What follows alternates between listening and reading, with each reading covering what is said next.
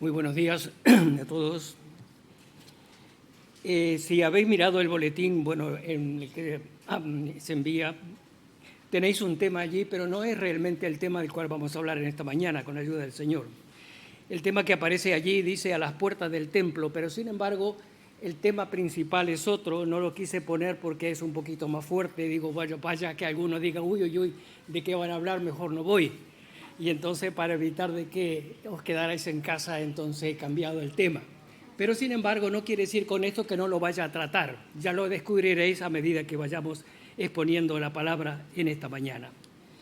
La enseñanza principal de lo que vamos a hablar hoy se encuentra en el Evangelio de Mateo, Marcos y también Juan, aunque vamos a mirar más detenidamente algunos versículos del capítulo 21 del Evangelio escrito para los judíos. ¿Sabéis cuál es, verdad? ¿Cuál? Mateo, eso es, Mateo capítulo 21. Pero antes que comencemos allí, porque aquí tenemos un pasaje muy significativo, muy interesante y muy importante para todo lo que nos enseña. Le he puesto como título a los primeros 11 versículos la entrada mesiánica de Jesús. Es una entrada que es muy significativa, ha sido llamada la entrada triunfal y habla acerca de esa entrada espectacular que hizo el Señor Jesucristo unos días antes de la Pascua. Debemos recordar algo muy importante, y es, de acuerdo a Deuteronomio capítulo 16, dice: 3 veces cada año aparecerá todo varón delante de Jehová, tu Dios, en el lugar que Él escogiere, que Dios escogiere, en la fiesta solemne de los panes sin levadura, o sea, la Pascua, en la fiesta solemne de la semana, o sea, Pentecostés, y en la fiesta solemne de los tabernáculos. 3 veces al año todo judío debía subir a Jerusalén para adorar a Dios. Ahora, es interesante lo que la Biblia o las implicaciones de este desplazamiento. Nosotros no lo tenemos difícil. Si queremos venir aquí a la casa del Señor, cogemos el autobús, cogemos el coche o venimos andando según sea el caso. Pero nada nos impide, o no hay nada espectacular que nos impide venir a la casa del Señor. Pero en aquellos días no era fácil desplazarse, había que atravesar montañas, había desiertos, había ríos, había peligros de ladrones, había una enorme cantidad de obstáculos que cada uno de estos peregrinos debía enfrentar para venir a la casa del Señor.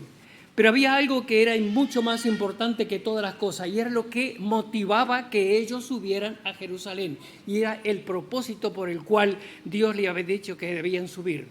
En obediencia, en primer lugar, a la palabra de Dios, y en segundo lugar, porque había el propósito de subir para adorar a Dios. O sea que por encima de todo esto de lo que estamos hablando, había esa meta, ese propósito, eso que es fundamental. Y entonces debemos hacernos siempre la pregunta: ¿hay algo que me impide venir a la casa de Dios a adorar? ¿Hay algo que se atraviesa en el camino que me impide que estemos en este lugar para adorar a Dios?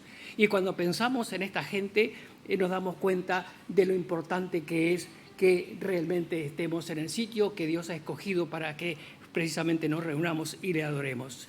Recuerdo hace muchos años atrás, cuando recién yo estaba comenzando en el ministerio, estuve un año bajo otro hombre de Dios, un pastor, estaba actuando como copastor. Estábamos en un pueblo pequeño allí de Uruguay, pastoreando una iglesia pequeña, por supuesto, con todas las dificultades y los problemas que trae aparejado a sitios como aquellos.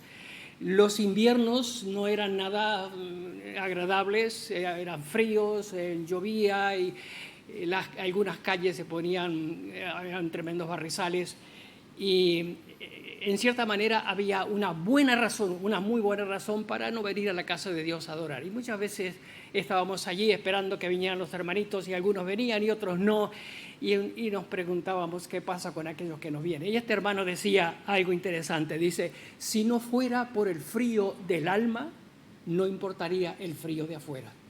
Y es una verdad realmente importante.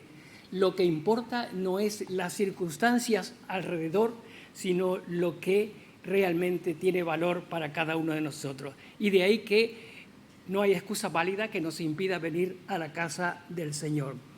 El Deuteronomio, el pasaje que hemos leído al principio, tiene otra cosa muy interesante también, y es de que dice: ninguno se presentará delante de Jehová con las manos vacías, cada uno con la ofrenda de su mano conforme a la bendición que Jehová tu Dios te hubiere dado.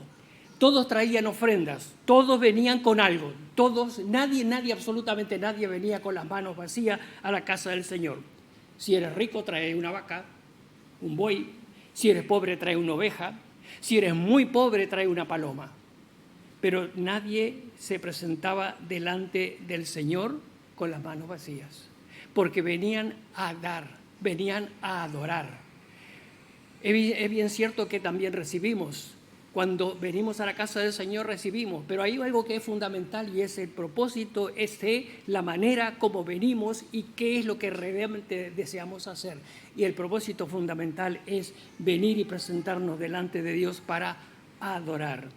El Salmo 95 y versículos 1 al 7, Salmo 95, 1 al 7 dice: venid y aclamemos alegremente a Jehová, cantemos con júbilo a la roca de nuestra salvación. Lleguémonos ante su presencia con alabanza, aclamémosle con cántico.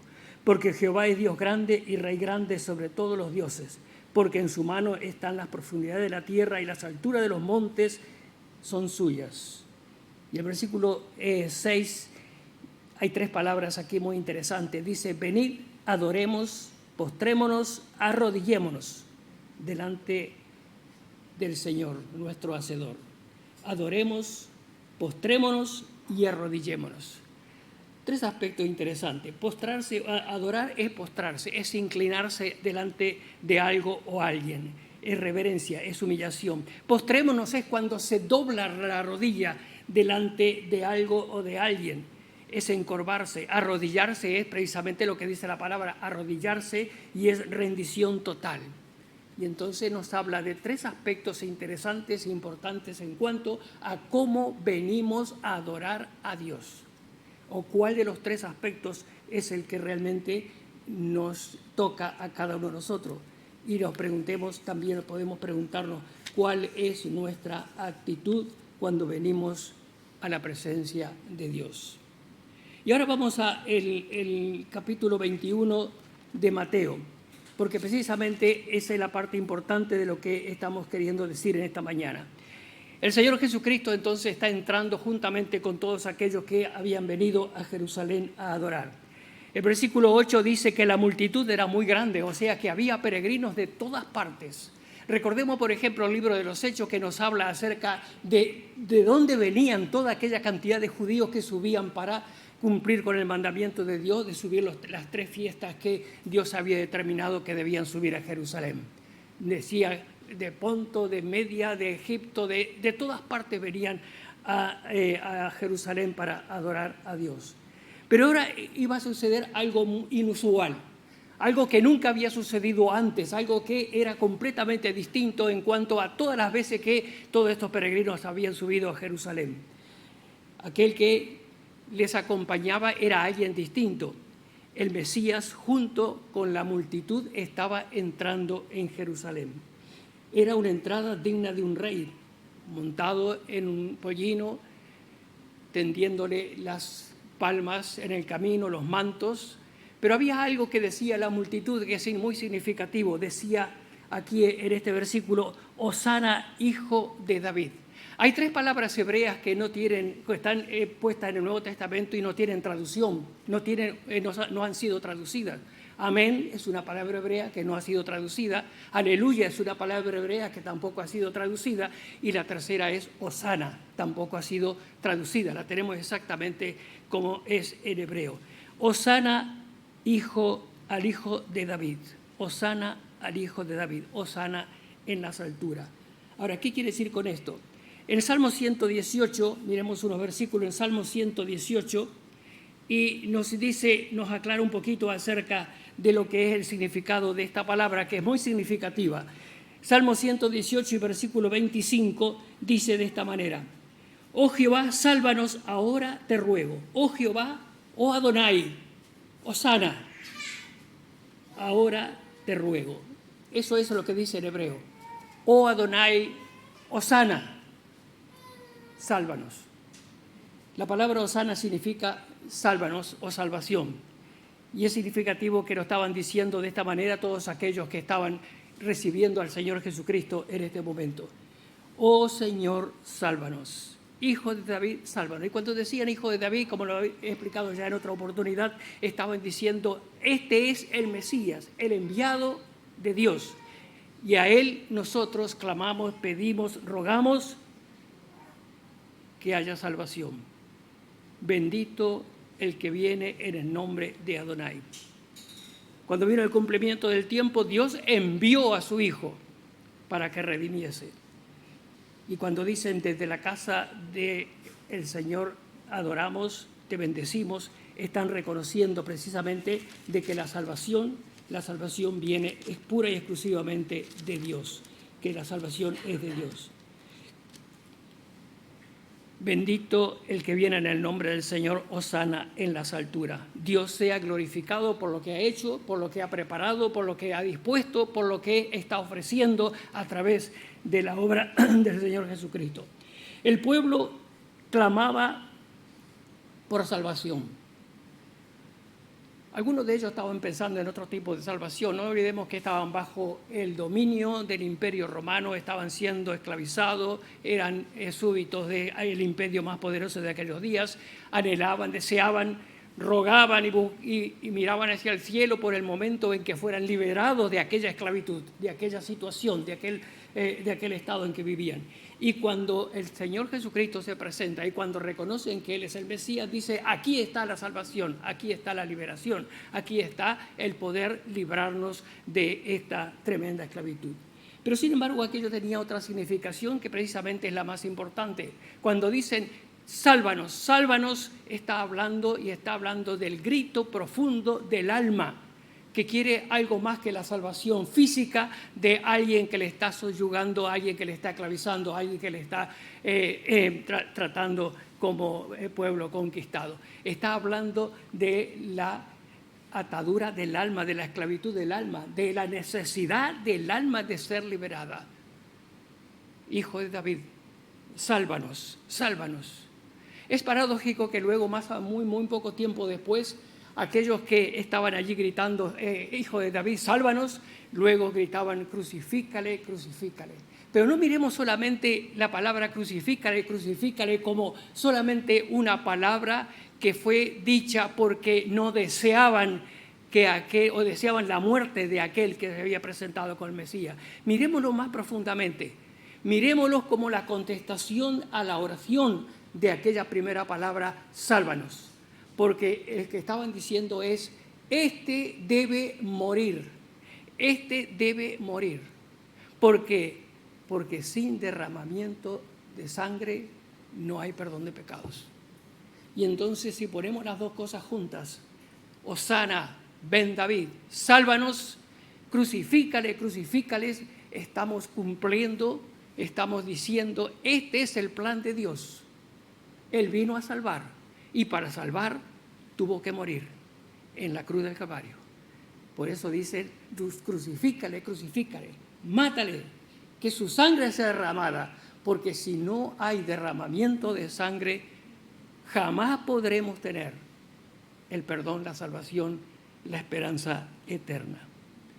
Eso nos lleva a tener un espíritu de adoración profundo en cada una de nuestras almas, puesto que ese es el Dios en quien hemos creído. Yo recuerdo hace unos cuantos años, en la época en que se vendía mucha música y había muchas canciones por ahí dando vueltas, pero había una que era muy significativa, que la cantaba, aquellos que les gusta la música recordarán a Danilo Montero, y él cantaba una canción que decía, al estar en la presencia de tu divinidad, al contemplar la hermosura de tu santidad, mi espíritu se alegra en tu majestad, te adoro a ti. Cuando veo la grandeza de tu dulce amor y compruebo la pureza de tu corazón, mi espíritu se alegra en tu majestad. Te adoro a ti. Y ojalá tengamos ese espíritu de adoración cada vez que nos acercamos a la casa del Señor. Y ahora vamos al tema. El tema que debería estar como tema del mensaje, pero que sin embargo está ahí entrelazado, escondido.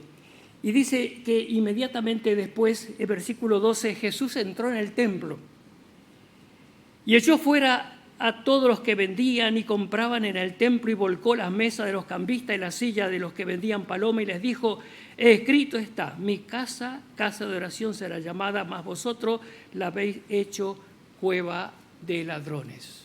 Qué fuerte, ¿verdad? Cueva de ladrones. Vamos a mirar un poquito, o vamos a, con nuestra mente, imaginarnos un poquito acerca del lugar de lo que estamos hablando. Cuando en el año 37 a.C., más o menos, gobernaba la Tierra Santa Herodes, llamado Herodes el Grande, hizo unas tremendas obras. Era un hombre que le gustaba edificar. Levantó un tremendo palacio en Masada, una montaña muy significativa. Hizo un tremendo palacio también en un lugar que se llama Herodión. Levantó una ciudad que se llama Cesarea, en las costas del mar Mediterráneo, en honor al César. Y entre otras cosas muy significativas, lo que hizo fue remodelar o reconstruir o ampliar o modernizar el templo. Añadió algunas cosas, algunos aspectos de los que no estaban en la parte original. Y aquello le dio un aspecto un poco distinto. Ese es el templo que cuando vino Jesús estaba en pie. Entre otras cosas, lo que hizo Herodes fue ampliar el templo y poner lo que llamaron el atrio de los gentiles. O sea, había gentiles que iban al templo, y había gentiles que se acercaban a aquel lugar. Luego había un muro que dividía la parte donde podían entrar solamente los judíos, donde podían entrar y luego ir a la parte de adorar. Ahora, en ese lugar, en ese sitio, se habían establecido los que vendían los animales, los cambistas y toda esa clase de personas. Ahora, cada vez que vería entonces un peregrino, encontraba en ese atrio, en ese lugar, todo lo que necesitaba. Si necesitaba una vaca, una oveja, una paloma, pues si necesitaba cambiar el dinero, lo que sea, y aquello había una cantidad de tenderetes con gente voceando su mercancía. Sí, si fuera en esta época le hubiéramos puesto como título Centro Comercial Jerusalén, porque era algo así más o menos. Ahora, si era el atrio exterior, ¿qué problema había? Porque no podían estar los gentiles vendiendo su mercancía, puesto que no eran judíos, que por lo tanto no estaban sujetos a lo que determinaba la ley. No estaban quebrantando la ley, era el atrio de los gentiles. Así que ¿qué malo hay en vender vacas, ovejas, palomas, etcétera? ¿Qué problema hay? Ahora, en cierta manera todos estos vendedores eran necesarios, porque ¿quién trae una vaca desde Roma? ¿Quién trae una vaca desde Turquía, desde Egipto?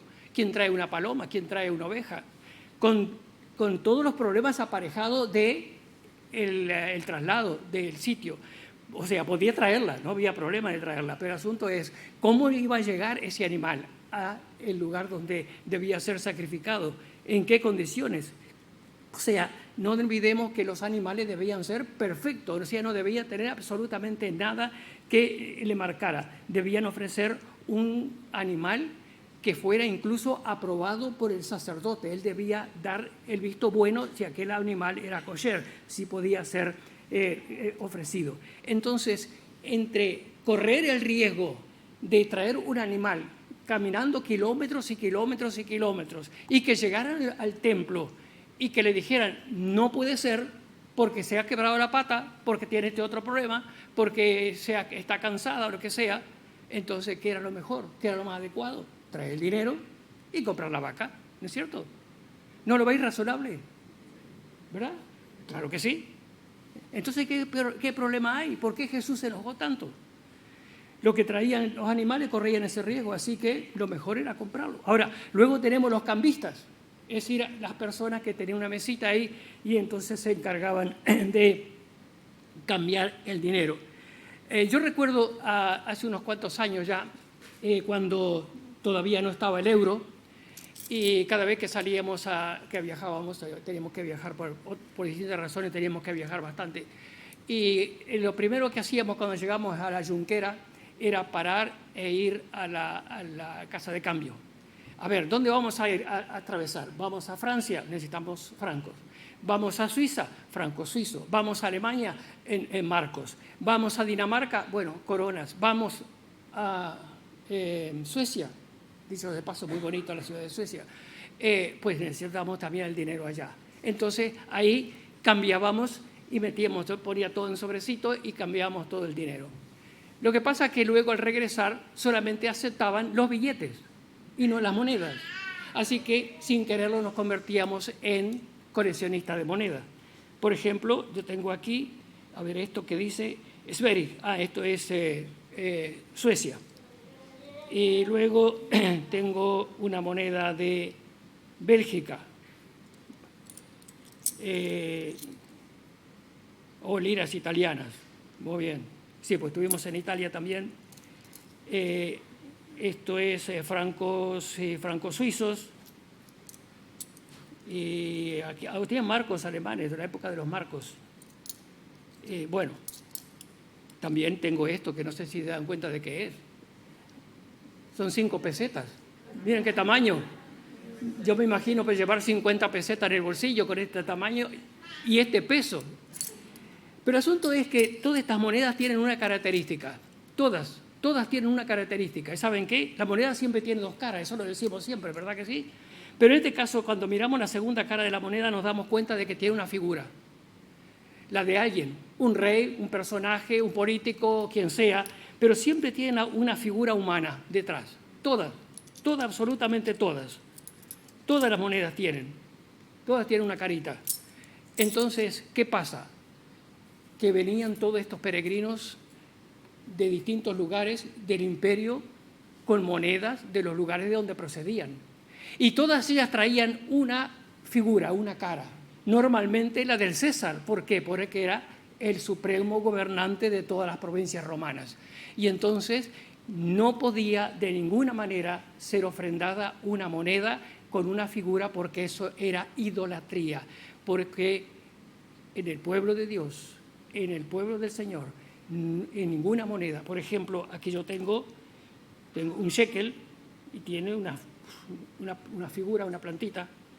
Tengo 2 shekel y tampoco así como una ramita como de olivo.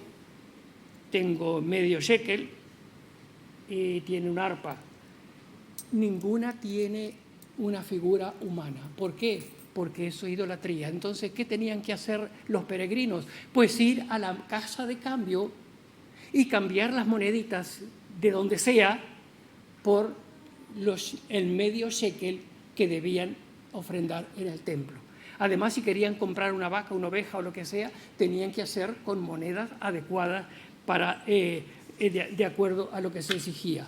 Ahora, incluso el impuesto del templo en el medio shekel tenía que ser de esa manera. Así que los cambistas eran personas necesarias, ¿verdad? ¿Sí o no? Sí, también. ¿Por qué el Señor entonces se enojó tanto? ¿Por qué se enojó si tanto los que vendían vacas y ovejas eran necesarios? ¿Por qué si aquellos cambistas eran necesarios? Puesto que no se podía ofrendar monedas con la efigie del César. Da al César lo que es del César, da a Dios lo que es de Dios. Y a Dios debían darle aquello que era conforme a la ley. Pero hay algo que es interesante, y en este caso, el atrio de los gentiles estaba controlado por los hijos de Anás. Así que si quieres tener una mesita aquí, eso me hace acordar a veces cuando vamos a las conferencias, ¿quieres tener una mesita aquí? Pues paga. ¿Quieres tener una mesa para cambiar dinero? Paga. ¿Quieres vender un animal? Paga. Paga. Pide permiso y paga. Se usa también ahora, ¿verdad? Sí. Pero el asunto es este: aquello se había convertido en algo más que una necesidad. Se había convertido en un centro de corrupción. O sea, que aquello involucraba mucho más de lo que era una necesidad. Vender esos animales, pues sí, tenía su lugar, pero sin embargo, el hecho en sí era el lugar donde se estaba efectuando todo aquello y el hecho de lo que involucraba, que se había transformado en un centro de corrupción. Y eso es precisamente lo que el Señor tuvo en cuenta de una manera muy importante. Y aquí hay dos o tres cosas que realmente se destacan. Lo dice Mateo y lo dice también el capítulo 2 del Evangelio de Juan. Luego que volcó las mesas, etcétera, etcétera, el versículo 13 dice, escrito está, mi casa. Es interesante lo que dice aquí, porque Dios está diciendo, que el Señor está diciendo mi casa, pero hay algo que, bueno, en primer lugar, cuando hablamos de mi casa, por supuesto hablamos de algo personal, algo íntimo, algo que nos pertenece, algo donde vivimos. Mi casa es el lugar donde yo cierro la puerta y hago lo que quiero. Es mi casa. Y en este caso el Señor dice, esta es mi casa. Por encima de todas las cosas, es mi casa.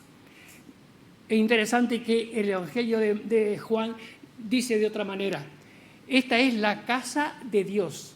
Así que tenemos en los dos evangelios, no hay contradicción, sino que yo y el Padre uno somos. Y Jesús dijo, esta es mi casa y esta es la casa de Dios. Y entonces se impone una reflexión. Creemos que este lugar es la casa de Dios. Y si es así, ¿cuál es nuestra actitud cuando venimos a este lugar?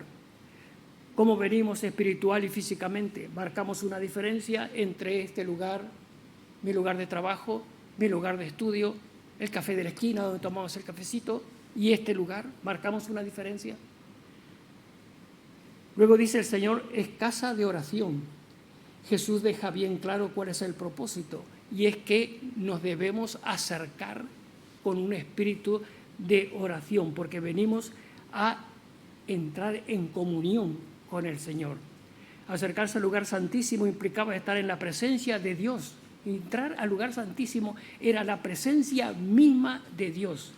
Y aquello implicaba una tremenda seriedad por parte de todos aquellos que de una manera u otra estaban acercándose a ese lugar. Y entonces las advertencias de Dios eran muy serias. Podemos leer en la Biblia cuán serias eran cuando una persona quebrantaba o hacía algo que no era correcto en la casa de Dios. Y muchas veces, o muchísimas veces, el acercarse de una manera no adecuada implicaba la muerte de aquel que se acercaba a él. La casa de Dios es además lugar de comunión con Dios, de adoración, de alabanza. Pero luego dice, viene la palabrita esta que impresiona un poco. Dice, cueva de ladrones. Cueva de ladrones. Este es el tema del mensaje. Cueva de ladrones. No era a la puerta, era cueva de ladrones. Ahora, ¿qué significa esto? Nosotros tenemos en nuestras Biblias, en castellano, en el Nuevo Testamento, la palabra ladrón en más de una oportunidad. Lo tenemos en este versículo y lo tenemos en otros varios versículos. Sin embargo, en el griego hay dos palabras, aunque la tenemos una sola en castellano, sin embargo, hay dos palabras en griego para ladrón. Kleptes es el ladrón que roba, es el ladrón que me metió la mano en el bolsillo y me robó el móvil de aquí, de este bolsillo. Es el ladrón que te mete la mano en el bolsillo y sin darte cuenta te quita lo que quiere. Es el ladrón es aquel versículo que dice que Jesús vendrá como ladrón en la noche. Es el mismo versículo, es en la misma palabra. Kleptes significa ese tipo de ladrón, el que pasa desapercibido, el que no te imaginas quién es, no sabes quién es, el que te aparece y te roba sin que tú te des cuenta. Es ese que aparece de una forma sorpresiva, es ese del cual Jesús dice que vendrá como ladrón en la noche. Pero luego hay otra palabra que es lestés, que también está como ladrón, pero de todas maneras su significado es distinto. Y esta palabra lestés, para hablar de ladrón, está cuando en la parábola del buen samaritano, cuando dice que el hombre, el caminante, el que iba rumbo a Jericó, fue asaltado por ladrones, por lestés. Es el mismo que define a Barrabás. Y es la misma palabra que encontramos aquí, cueva de ladrones. Ahora, ¿qué significa esta otra palabra? Significa que no es un ladrón normal, común y corriente. Es un bandolero, es un asaltante violento, es un atracador. Eso es lo que define a Barrabás, eso es lo que define a los ladrones del camino de Jericó, eso es lo que define a aquellos a quien Jesús llama de esta manera. Es fuerte, ¿verdad? ¿Verdad que es fuerte? Porque miren lo que está diciendo Jesús acerca de los que estaban vendiendo ahí en el templo, que no son los ladrones como lo que define la palabra de aquel que, bueno, que roba, pero que pobrecito, en fin, sino que es un atracador violento, es un asaltante, es uno que ha cambiado el propósito de aquel lugar. Y eso es precisamente la forma como Jesús lo pone tan fuerte, tan bien definido. Aquellos que están en aquel lugar han cambiado, han transformado aquel sitio, han cambiado el propósito por el cual se ha levantado. Y eso es tremendo. Ahora es interesante que cada uno de estos versículos que hemos leído tiene su equivalente en el Antiguo Testamento. Hemos leído los versículos anteriores cuando hablábamos de Hosana, que están en los Salmos. Pero ahora en el caso de este ladrón está en un pasaje muy significativo. Está en Jeremías capítulo 7 y versículo 1 al 11. Yo voy a leer Jeremías 7 del 1 al 11, pero no lo voy a leer de la Biblia. Lo voy a leer de mis notas, por una razón, de que he hecho algunos cambios. Jeremías capítulo 7 y versículo 1 dice, palabra de parte del Señor, palabra de Dios. Versículo 2, ponte en la puerta de la casa del Señor y cará, proclama, lee, haz un llamamiento a una vida de acuerdo a las Escrituras a todos aquellos que están entrando por esta puerta, a postrarse ante el Señor, a inclinarse en señal de respeto, a arrodillarse, a bendecir, a adorar. Esto dice el Señor de los ejércitos, el Eterno. Corregid vuestra conducta, vuestra manera de vivir, vuestras acciones, para que vuestra entrada en este lugar sea distinta y podáis tener comunión conmigo. Versículo 4, no confiéis en las palabras engañosas de quienes te dicen que todo está permitido en la casa del Señor. Versículo 5, si corriges tu conducta y tu manera de actuar, tus acciones, si tienes un comportamiento justo, correcto con tus semejantes. Versículo 6, si no te aprovechas de los marginados de la sociedad, de los débiles, de los desamparados, si no derramas sangre de los inocentes, si no te haces ídolos que ocupen el lugar que te corresponde al Señor. Versículo 7, entonces entraréis en este lugar, en mi presencia, donde disfrutaréis de las promesas hechas en la antigüedad. Versículo 8 al 10, estáis confiando en palabras de mentira que no sirven para nada. Hurtando os apropiáis de lo que no es vuestro. Matáis con vuestras envidias, adulterando, falseando el verdadero sentido de una cosa. Mentís, tenéis ídolos que ocupan el lugar del Señor. Versículo 10, y entráis en esta casa donde habéis invocado mi nombre diciendo, no hay problema, aquí tenemos nuestras vestiduras de cristianos, aquí adentro todos somos santos, y luego al salir seguís igual. Pensáis que es cueva de parisín, atracadores, asaltantes, ladrones, que es vuestro refugio, vuestro escondite, esta casa que lleva mi nombre, palabra de Dios. Una y exclusivamente, palabra de Dios. Es fuerte, ¿verdad? Pero eso nos lleva a algo muy importante y es, creamos o no creamos, el tema central de lo que acabamos de ver, tanto en Mateo como aquí, es conducta cristiana, lisa y llanamente.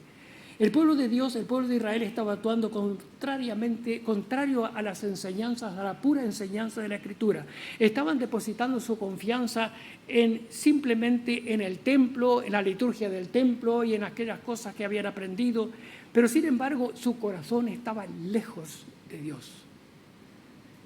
Y Jesús le da un amplio sentido a Jeremías capítulo 7 y versículo 9, diciendo que hay cosas que deben ser consideradas de una manera distinta. Cuando dice versículos 9 de Jeremías, hurtar, Jesús dice, el ladrón no viene sino a hurtar, Yo he venido para que tengan vida y vida en abundancia. Cuando dice matar, dice no matarás, pero cualquiera que se enoje contra su hermano es culpable de juicio. Cuando dice cometer adulterio, dice no mirarás a una mujer para codiciarla porque ya ha adulterado en tu corazón. Es jurar en falso. De toda palabra ociosa daremos cuenta, dice Jesús. Ofrecer sacrificio, el que no es conmigo, contra mí es. Idolatría, huid de la idolatría, dice el apóstol Pablo. Jeremías capítulo 7 fue escrita para los judíos y también para nosotros, para todos nosotros a través de todos los tiempos. Palabra de Dios, es palabra de Dios. No es mi palabra, no es la palabra de nadie desde el punto de vista humano, es la palabra de Dios a través de aquellos que Dios escogió. ¿Estamos a la puerta o estamos dentro? ¿Estamos en comunión o estamos en religión? ¿Cómo está nuestra relación con el Señor? ¿Cómo nos encontraría el Señor si viniera a visitarnos en este momento? Recordemos el mensaje de Mateo. Estamos en la casa de Dios, estamos en la casa del Señor. Mi casa es casa de oración, de alabanza, de adoración y por lo tanto requiere, se espera una actitud de seriedad, de reverencia, con un comportamiento digno que glorifique a Dios. El Señor bendiga.